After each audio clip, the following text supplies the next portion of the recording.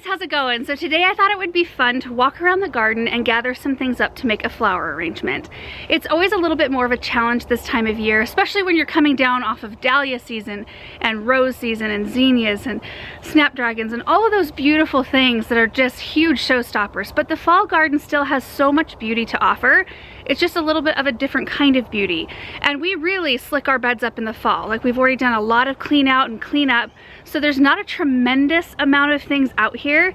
So it's almost a little bit more fun in a way, because it stretches me a little bit. So I just thought you guys might enjoy coming along for this project to see the gathering and the making of the flower arrangement. Just seemed like a perfect thing to do on this like slightly chilly, overcast day. It really feels like fall out here today. It was 68 yesterday and sunny, so this is a little bit of a change. So to give you an idea, here are some of my fall containers there. There was a big bunch of coleus there, big bunch of anemones that were blooming that have been cleaned out. There's a few things just kind of languishing in this flower bed here. There's some cabbage and Japanese maple back in there with some color, some asters popping through. Yeah, so this is kind of what we're dealing with this time of year. It makes it a little bit interesting. And this is the container we're gonna use today. I just got this actually from Gardener's Supply. They sent out an amaryllis bulb that was planted in a plastic pot and then just kind of tucked down in this pretty pot. And I thought, ooh, this is perfect because it doesn't have drainage, so it holds water.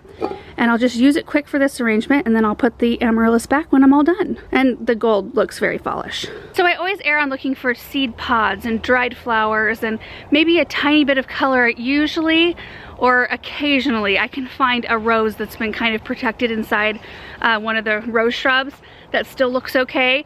So I have no idea what we're gonna find because I haven't really scouted out and looked at anything yet. All right, so here we go. Hope you guys enjoy.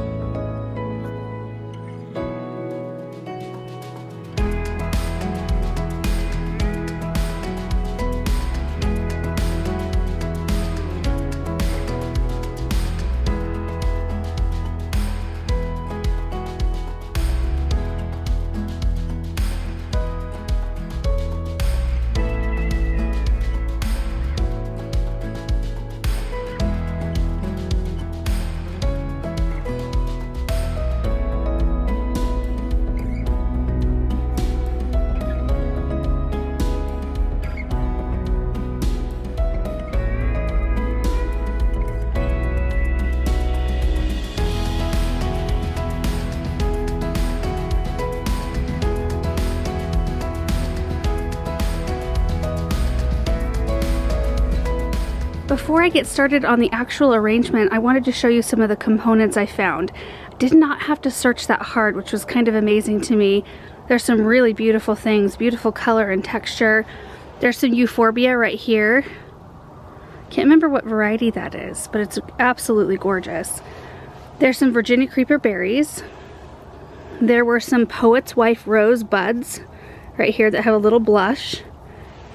These are some berries and leaves off of a hawthorn tree.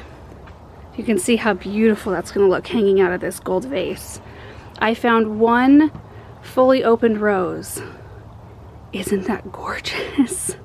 I had to pull a few damaged petals from around the outer ring of petals off, but yeah, it looks great. These right here are leaves and stems from geranium, hardy geranium. Some of them have a really amazing fall color. Right here, there's some sedum, some purple illusion veronica. There's the seed heads off of penstemon right there, midnight masquerade. Some asters, a few stems of ivy, bright lights white osteospermum, and then a few other little rosebuds. So this is what I'm going to start with. I might have to go back out and get a few more things, but I think we'll be pretty close. So I got to go find a piece of chicken wire. I'm just going to roll up a piece of chicken wire and put it down in the vase as my frog, and then we'll get going. Also, I did grab this cabbage right here. because I had one in a container that was developing a really long stem. Yeah.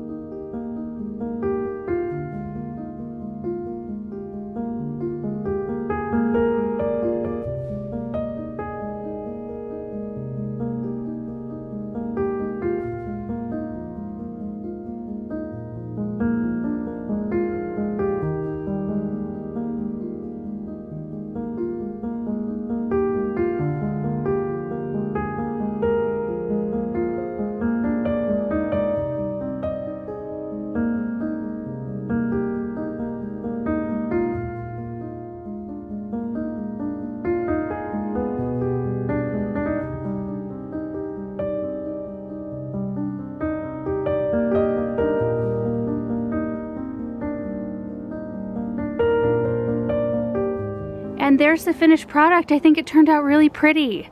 So much color and texture. And you know, in the fall and winter, we just utilize a lot of leaves and berries and things like that. I mean, this is rare. I wasn't expecting to be able to find a fully opened rose. I thought I might find some buds like that with a little bit of color, but this one was a little bit of a gift today. And then the osteospermums right here, the Bright Lights White, they are a really cold tolerant annual, and so they're still rocking out in the garden. I mean, we've been down to 15 degrees and they're still blooming.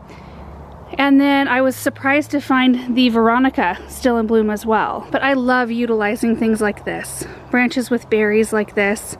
And I've waited, I planted this hawthorn tree 2 seasons ago, and I haven't cut on it because I wanted it to kind of fill in. So today it was a treat to be able to cut 3 little branches off of it and use it in this arrangement. And this is kind of my bone pile right here. This is what I was left with. I actually didn't use any of the asters. They just looked a little bit too messy to me to use in this arrangement. I wasn't really feeling it once I got everything up here. I have a few stems left of a couple things, like the Midnight Masquerade Penstemon, which honestly, you could cut a huge bouquet of these and just have like a dried seed pod bouquet, which would be really pretty. And then I had a few stems of Virginia Creeper berries and then a few of the hardy geranium, but most of this stuff is just leaves that I took off of the little branches. So unless you have snow on the ground, which I know some of you guys do, maybe make it a challenge for yourself to go outside and cut a few things and put something pretty together. It's just fun to still stay connected to the garden a little bit. Like I need that. I mean, I can always turn my attention to houseplants and all those sorts of things, but I love to be out here and see that some of those things that I planted specifically for fall interest are really there and ready for me to utilize them. And in terms of care for this arrangement right here, I'll just top it up with water, you know, for the next week, 10 days. I don't expect it to last really much more than, like, the rose will probably last anywhere from 4 to 5 days, I'm guessing, is what the life is on that. Everything else should hold, I'm thinking, for a week to 10 days, just so long as I just keep the water topped up. I won't switch it completely out.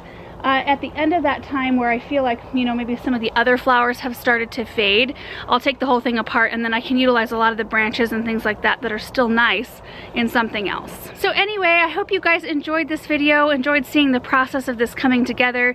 It's a really therapeutic thing to do and I highly encourage everybody to give it a try.